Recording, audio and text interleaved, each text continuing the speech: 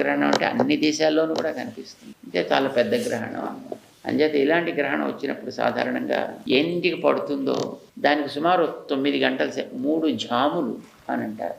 Jam అంటే 3 గంటలు. 3 జాములు అంటే 9 గంటలు. ఆ 9 గంటలు ముందర నుంచి మనం ఏం తినకుండా ఉంటే మంచిది. తినడం కానీ త్రాగడం కానీ ఇలా చేయకుండా ఉంటే మంచిది అనేది నియమం. అంటే గ్రహణ దోషం ఉంటుంది ప్రకృతిలో. అంచేత వస్తువులన్నీ కూడా దూషితములవుతాయి.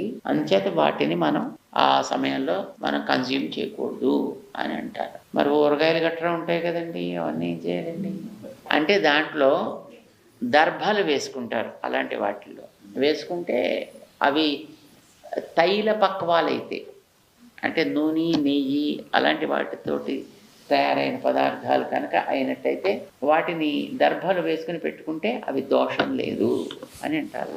తినకూడదు కానీ కనీసం తర్వాత వాటిని వాడుకోవచ్చు. తినడం అనేది అది కూడా వర్జితమే, అది తగదు, కానీ వాడుకోవడానికి తప్పు లేదు అని అంటారు.